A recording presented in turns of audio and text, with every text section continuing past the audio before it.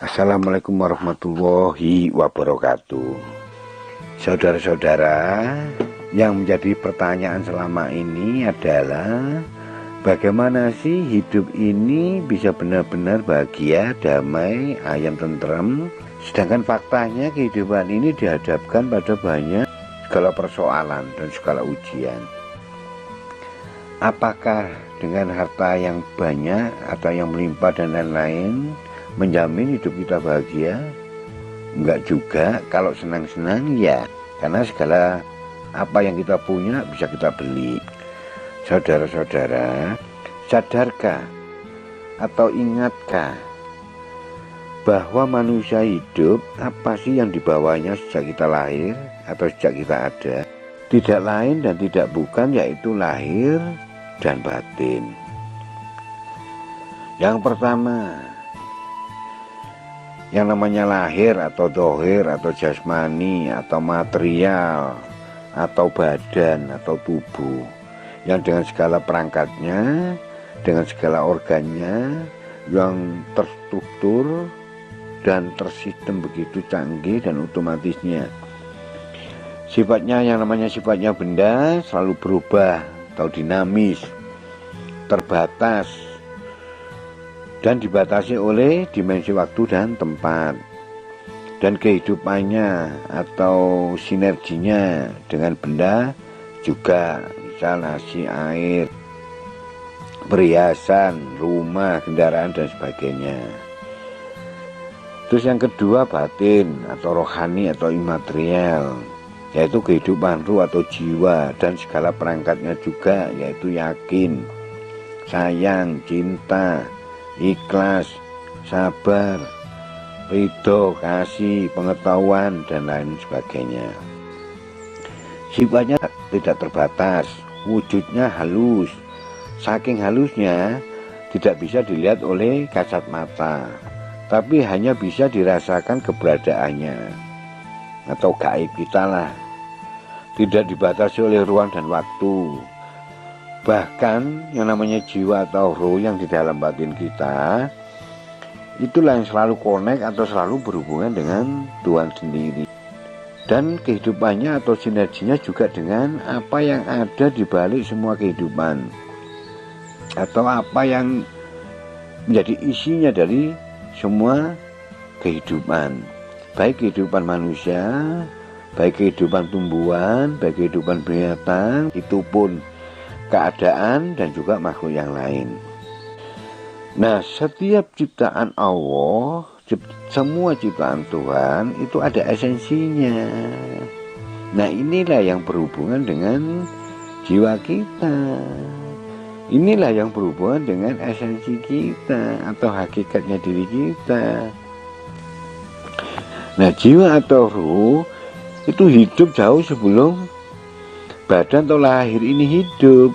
Begitupun kemudian atau nanti dia tetap hidup, dia kekal walaupun badan tiada. Jadi posisinya jiwa ini sebenarnya lebih utama atau menjadikan segalanya dibandingkan dengan yang namanya lahir. Kalau kita bisa memilih gitu loh, tapi kan nggak bisa.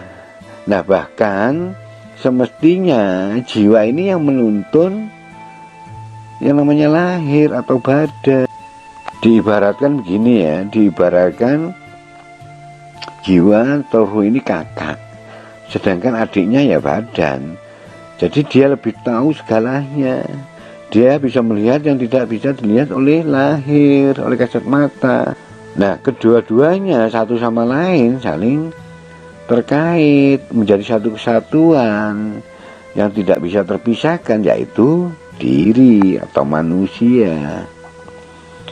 Nah, lahir dan batin ini sebagai amanah dan amanatnya diri kita oleh Tuhan. Kita manusia mesti menghidupinya dua-duanya, baik lahir maupun batin itu. Nah, kita tahu ya, dan begitu sayangnya terhadap lahir atau tubuh kita.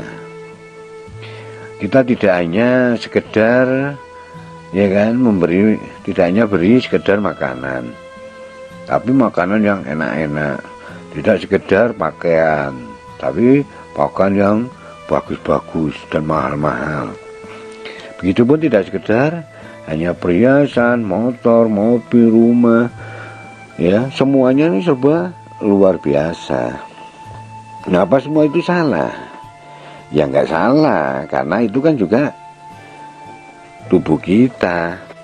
Ya kita berikan yang terbaik, gitu loh. Tetapi masalahnya semata-mata karena tidak seimbang. Yang tubuh menjadikan segalanya dalam hidupnya, sedangkan yang batin, dengan batin kita abaikan, kurangnya perhatian kita, tidak peduli dengan segala kebutuhannya, kita sia-siakan, bahkan seakan-akan kita anggap itu nggak ada. Berbeda sekali terhadap lahir dan tubuh kita. Ibaratnya begini, kita punya 2 orang anak ya. Yang satu kita perhatikan, kita penuhi segala kebutuhannya, kita cintai, kita sayangi, kita turuti segala keinginannya, walaupun tidak pernah ada puasnya, tidak pernah puas. Sedangkan yang kedua, anak yang kedua sebaliknya, kita kurang perhatian, masa bodoh dengan segala kebutuhannya, kita sia-siakan. Bahkan seperti yang saya uraikan tadi, seakan-akan itu nggak ada. Lah, apakah jiwa kita tidak sedih, tidak merana, tidak menjerit, tidak menangis, bahkan tidak penuh, bahkan lemah karena kita tidak penuhi kebutuhannya? Maka terseok-seoklah jalannya, dia menderita sekali. Sedangkan kita selalu berbicara syukur, berbicara ikhlas, sedangkan di dalam diri kita sendiri ada tangisan, ada kekecewaan, ada ketidakberdayaan karena ketidakadilan kita sendiri. Apakah itu tidak kebohongan?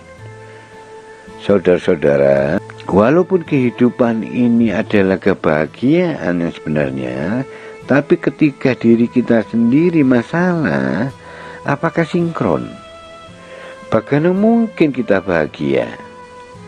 Saudara-saudara, satu contoh, makanan yang enak dan mahal sekalipun itu jadi tidak enak ketika diri ini sakit atau tidak bisa apa-apa. Jadi semuanya di luar kita ini memang kehidupan. Jadi kehidupan ini hakikatnya ya kebahagiaan itu sendiri.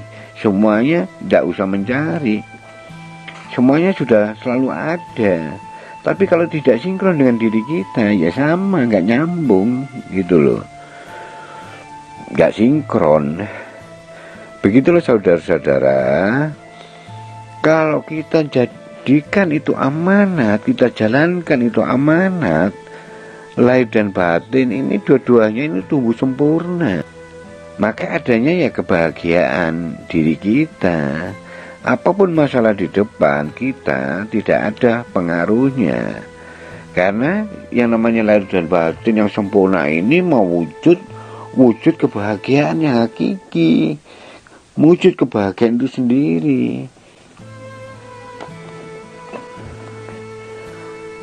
Jadi lahir dan batin yang sempurna, sempurnanya itulah wujud kebahagiaan. Kebahagiaan yang hakiki atau kebahagiaan yang sejati. Sudah begitu, damailah diri kita. Damai atau bahagia dengan diri kita. Damai atau bahagia dengan orang lain. Bahagia dengan siapapun. Bahagia dimanapun, bahagia, damai, dan bahagia kapanpun. Lebih-lebih damai dan bahagia dengan Tuhan. Itulah kebahagiaan sejati, itulah kebahagiaan hakiki. Oke saudara-saudara, sampai di sini. Jangan lupa di like, komen, dan subscribe. Saya akhirul kalam. Wassalamualaikum warahmatullahi wabarakatuh.